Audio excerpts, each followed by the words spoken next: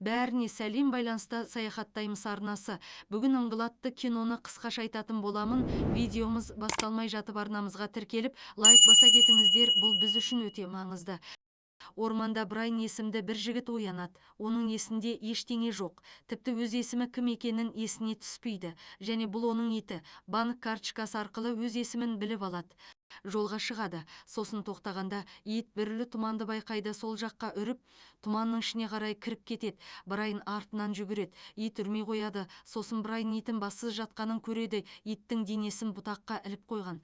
Бір мектепте Копленд есімді қыз жыныстық тәрбие пәнінен мұғалім болып жұмыс жасауда. Директор оған баларға тым ашық тақырыпта сабақ өтетін үшін оны жұмыстан босатпақшы. Оның Кевин деген күйеуі және 16 жасар Алекс деген қызы бар. Олар бірге футбол көруге бар жатады. Сол арада біз Эдрин деген жігітпен таныс боламыз. Дастархан басында ата-анасымен сөйлесіп алуды жөн көреді, бірақ әкесі оның бетіндегі макияжды көріп сөйлеспей орнынан тұрып кетіп қалады. Алекс пен Эрин футбол стадионында жолығады.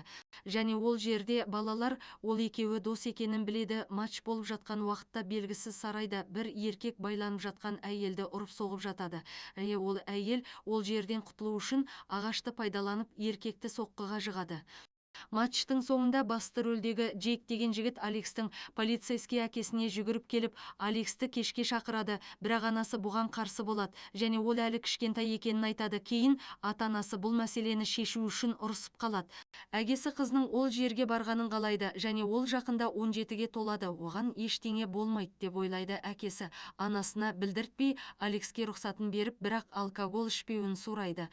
Алекс жанына Эринді алып кешке барып көңіл көтеріп жатқанда бір футбол ойыншысы макияжы бар болғандықтан Эдринді мазақ етіп итеріп тастайды. Сол уақытта Джей пайда болып бейшараны құтқарып қалады.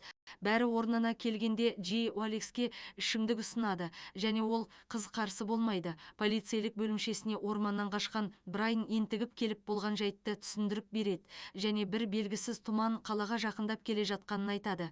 Брайан қаруға қарай ұмтылғанда полиция оны қамап қояды. Алекс таңда үйге бұзылған түрмен келеді және не болғанын айтып береді. Ол қыз ішімдік ішкенін және оны пайдаланып кеткенін айтады.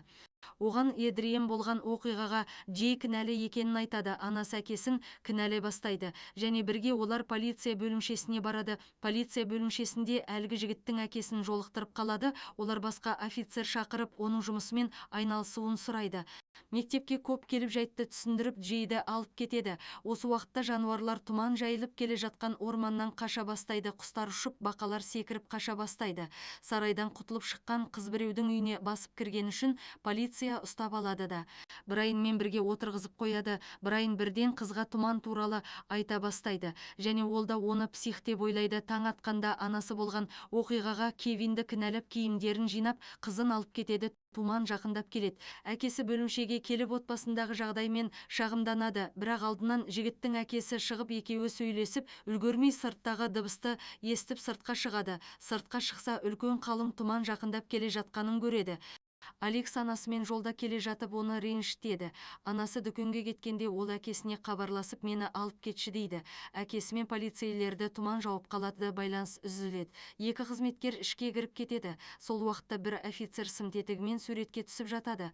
Күтпеген жерде оның үстіне тарақандар шыға бастайды және олар көбейе бастайды. Оның бір әріптесі көмекке келеді, бірақ қасына келгенде оның түрі өзгеріп кетеді және Кевинге бұл жерден жылдам кету керек екенін айтады.